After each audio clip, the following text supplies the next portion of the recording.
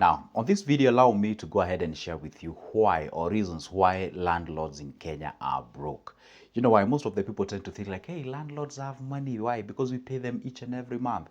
If I dare tell you the kind of a stress that these guys go through by virtue of them maintaining those houses and the kind of money that they make, let's today debunk the myth and the idea behind that these guys are wealthy and all those kind of things, unless you're operating a huge chunk of real estate out there. All right. And by the way, once you get your cash, should you just rush into the real estate in terms of the rentals and what have you, or should we have other alternatives? That is exactly what I'm going to share with you. All what you need to do is for the next less than 15 minutes watch this video to the end. And by the way, before you even do anything, go ahead and like the video. Make sure as well you go ahead and subscribe. How do you do that? There is a small button next to my number of subscribers written subscribe. Hit that magical button. Make sure that you give this video a thumbs up and comment on the comment section. Let's get on the board. All right, see, with me here, I provided with you 5 reasons that I'm going to explain in details why landlords in Kenya are broken. Maybe this is a reflective of your country. You can as well use the information. Let's go to point number 1. The point number 1, if you didn't know, the rental increment per year goes for around of 6 to 8%. What do I mean? When was the last time that your house rent was actually increased? And if it was, then how much did it increase by? So if you compare the rate at which, or the rental income that they usually get, you find like it is usually an average of 6 to 8% thereabout. Why? This is what I always tell people, that getting into the real estate is usually what we call a cash, we call it a capital intensive engagement. And you find the returns from the real estate usually plays around 6 to 8%. Sometimes can be a little bit crazy to 10% thereabout. But what if you go the bills way or the bonds way? In Kenya, bills and bonds give you around 16%. You can just imagine someone who has built vis-a-vis someone who has actually gotten the money into the bills and bonds. And I know what you're thinking right now. Hey, you know what, Joseph, the land is increasing prices and all what. Listen to what I always tell you. Cash is king, and there is nothing amazing in this world as far as the cash flow is concerned, right? See, there is a difference between land banking and, you get what I'm saying? So the increment or the rental returns per year usually plays around 6 to 8%. That's why you find it slightly below. If someone takes an X amount of money, put it in rentals, and someone else takes the similar X amount of money, put it in bills on bonds, or even money market fund, you find you're getting far much returns. And this is why I always encourage younger people. If you are old at 40, 50, thereabout, it's okay, you can get it to the rental. But if you kind of young guy, for example, you have like your 4 million or something, but if you take your 4 million and put it in rental income, for example, if you have 4 million, go ahead and buy yourself like a piece of land worth like $1 million bob, or maybe let's say 1.5, you're remaining with 2.5. 2.5 in Kenya will bid you like approximately 5 to 6 if you really know how to play your game. But it can even build you 5 to 6 to 7 1-bedroom units. When you rent it at 8,000, that gives you like 40 G's or 48 G's. So you remove all the overheads and what have you, remain with like 45, assuming there is 100% occupancy, of which you're gonna check about. So if you take the similar amount of money, that is 4 million, put it in a treasury bonds, you get an average interest rate of 14%. Actually, it's supposed to be 14.5% or 15%, because that is post-tax. That gives you a quite huge amount of money. It's way above that what you get from the rental income. Sometimes it's good to find out, am I growing my money or am I safeguarding my money? All right. So the point number 2, why you find the landlords in Kenya actually broke, is because of something called, there is an average of 60% occupancy. You know what? You find like you build a whole sort of a flat, we call it them flat here, okay, or apartment, depends on where your English is from, whether it's from Britain or from America, whichever.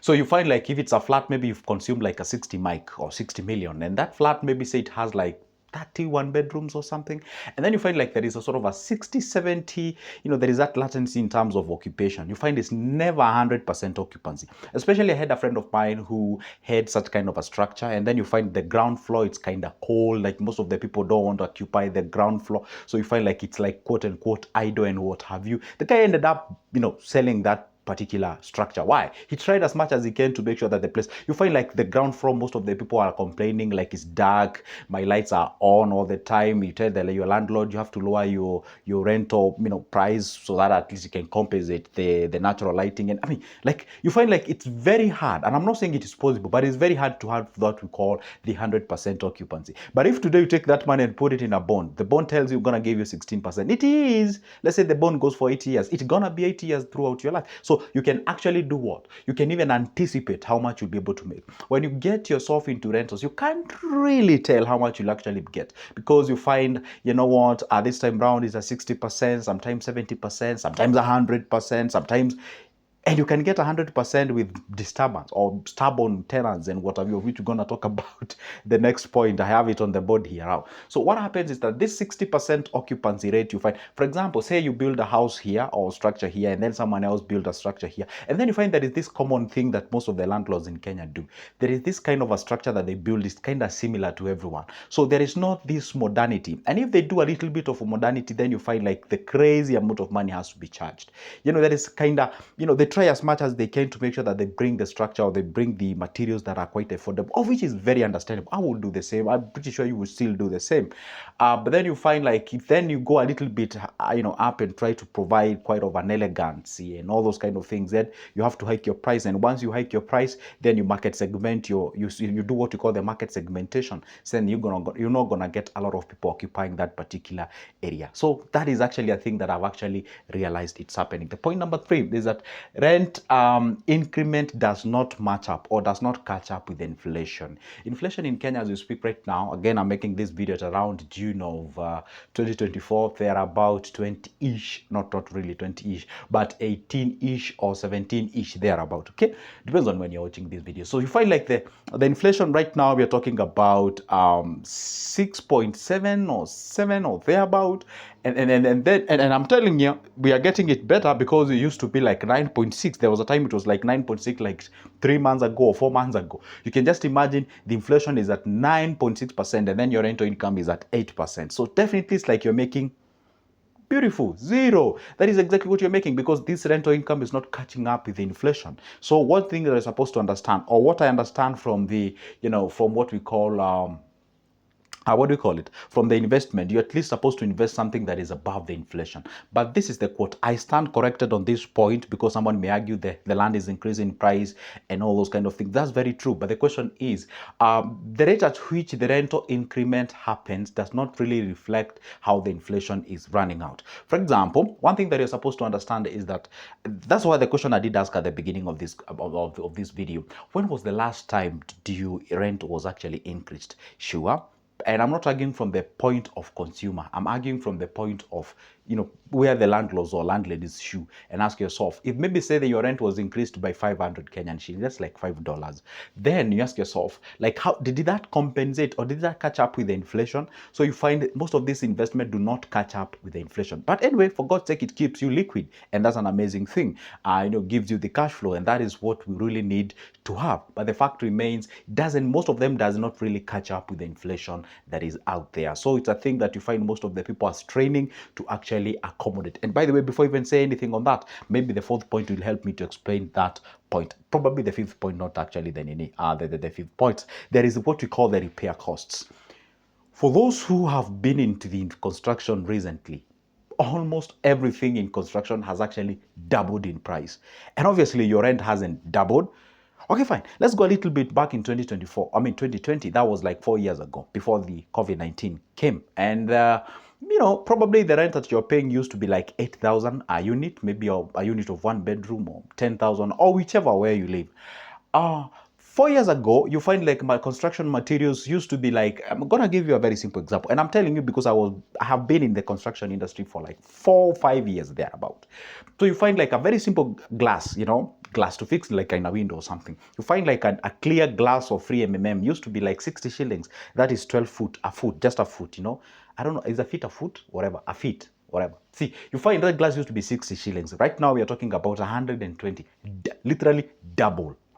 Did your rent doubled? No. Then if say your landlord or landlady was using an X amount of money to repair an X work, therefore currently the landlord will actually need to have an X plus 1 amount of money to repair the similar X amount of work. And of course, when the material increases, definitely what does it mean? The labor increases, because most of the times here in Kenya, people charge the labor a third of the material. That's what you charge for the labor. I'm telling you this because I've been in the industry of the construction. And if you don't want to believe me, go ahead and watch like my 2 or 3 years videos down there. You're going to see me with an apron and whatever. I was in that industry. So I totally understand almost everything. Okay. but I'm always here to learn about new things. So the point is this: you find there is that increment of the cost of repairs, the cost of materials and what have you.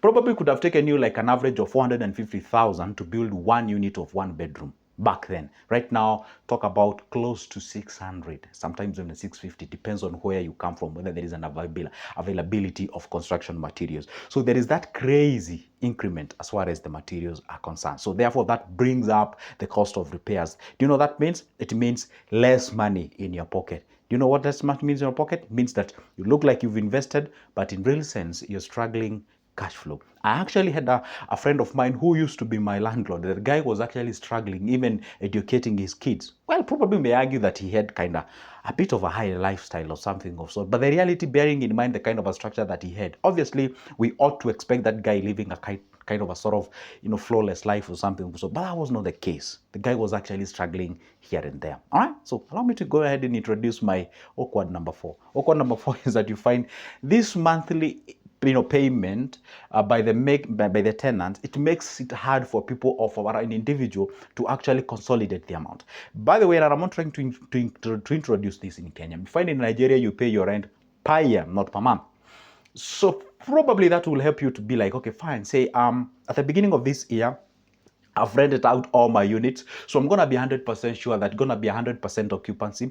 And if there is no 100% occupancy, well, from my side, it's 100% occupancy. If someone decides to migrate from my place and go to a different house, they have already paid for that unit. So you're 100% sure that at the rest of this year, my house are actually 100% occupancy. I get X amount of money, so I can get that cash flow. Say if I want to invest it further, you can put it in your bills, in your bonds, in your MMF, in whatever the place you're going to put it. Then you can as well anticipate by the end of this year. Like, it becomes a bit easier for you to predict the amount of money that you're going to earn. But the moment you rely on being paid 12 times per year, like you're waiting, there is this what we call the cat mouse kind of a games with, your tenants. Some are not paying you, some are paying you, some are paying you in faces and all those kind of things. So even it becomes a little bit hard for you to track your cash.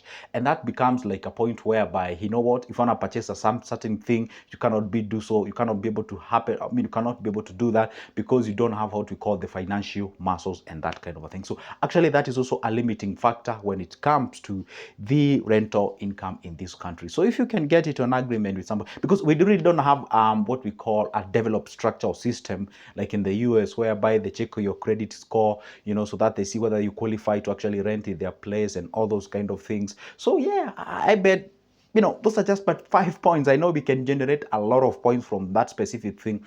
Why you find like most of the landlords in Kenya are actually broke. But did I say that you shouldn't invest in real estate? No, I did not say that. It's quite an amazing thing. I personally love it. But these are the challenges that you have to be aware of before you get yourself into that investment. And that's good, Joseph speaking. If you'd like to have a conversation with me, my number is always on the description of this specific video. You can grab that number, shoot me a call or a text or an email, and get started. Nice, goodbye. Don't forget to leave me a comment section, a comment. Leave it there.